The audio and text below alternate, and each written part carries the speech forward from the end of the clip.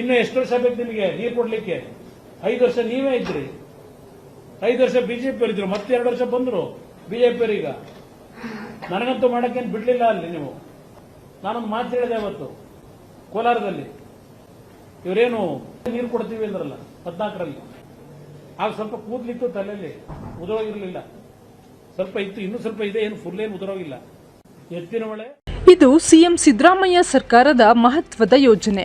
10 ವರ್ಷಗಳ ಹಿಂದೆ ಅದೇ ಯೋಜನೆಗೆ ಅಡಿಗಲ್ಲು ಹಾಕಿದ್ದ ಸಿದ್ದರಾಮಯ್ಯ ಇಂದು ಉದ್ಘಾಟನೆ ನೆರವೇರಿಸಿದ್ದಾರೆ. ಬಯಲುನಾಡಿನ 7 ಜಿಲ್ಲೆಯ 29 ತಾಲೂಕಿನ ಜನರ ಬಹುದಿನದ ಕನಸು ಎತ್ತಿನಹೊಳೆ ಯೋಜನೆ.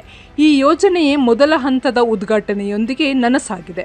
ಸಕಲೇಶಪುರ ತಾಲೂಕಿನ ಬೈಕೆರೆ ದೊಡ್ಡ ನಗರದ ಪಂಪ್ಹೌಸ್ನಲ್ಲಿ ಚಾಲನೆ ದೊರೆತ ಈ ಯೋಜನೆಯಿಂದ ಕೋಲಾರ, ಚಿಕ್ಕಬಳ್ಳಾಪುರ, ಬೆಂಗಳೂರು ಗ್ರಾಮಾಂತರ, ರಾಮನಗರ, ತುಮಕೂರು, ಹಾಸನ, ಚಿಕ್ಕಮಗಳೂರು ಜಿಲ್ಲೆಗಳ 29 ತಾಲೂಕಿನ ಜನರ ನೀರಿನ ಸಂಕಷ್ಟ ದೂರವಾಗಲಿದೆ. ಈ ಯೋಜನೆ ಬಗ್ಗೆ ಆಡಿದ ಮಾತನ್ನ ಸಿಎಂ ಸಿದ್ದರಾಮಯ್ಯ ಉಳಿಸಿಕೊಂಡಿದ್ದಾರೆ. ಈ ಯೋಜನೆ ಬಗ್ಗೆ ಹಲವಾರು ನಾಯಕರು ಈ ಹಿಂದೆ ವ್ಯಂಗ್ಯವಾಡಿದ್ದರು.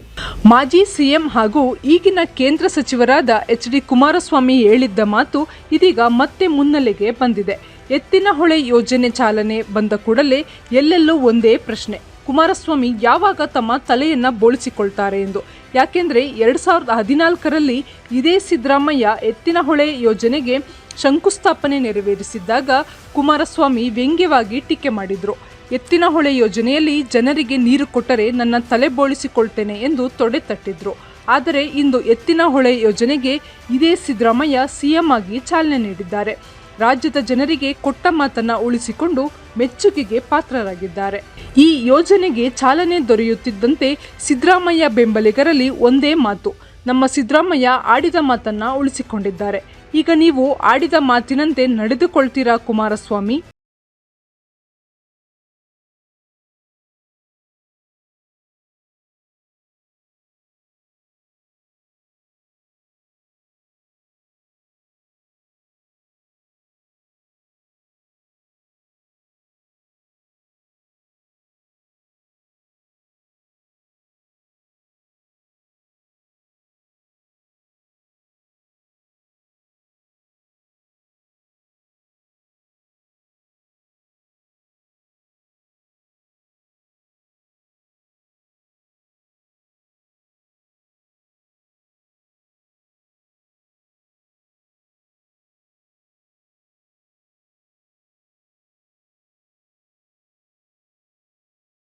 ನಿಮಗೆ ನೀರು ಕೊಡ್ಲಿಕ್ಕೆ 5 ವರ್ಷ ನೀವೇ ಇದ್ರಿ, 5 ವರ್ಷ ಬಿಜೆಪಿ ಇದ್ರು, ಮತ್ತೆ 2 ವರ್ಷ ಬಂದ್ರು ಬಿಜೆಪಿ. ಈಗ ನನಗಂತೂ ಮಾಡಕ್ಕೇನು ಬಿಡ್ಲಿಲ್ಲ ಅಲ್ಲಿ ನೀವು.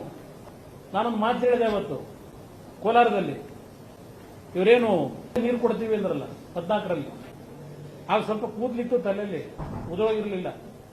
ಸ್ವಲ್ಪ ಇತ್ತು, ಇನ್ನೂ ಸ್ವಲ್ಪ ಇದೆ, ಏನು ಫುಲ್ ಏನು ಉದುರೋಗಿಲ್ಲ. ಎತ್ತಿನ ಹೊಳೆ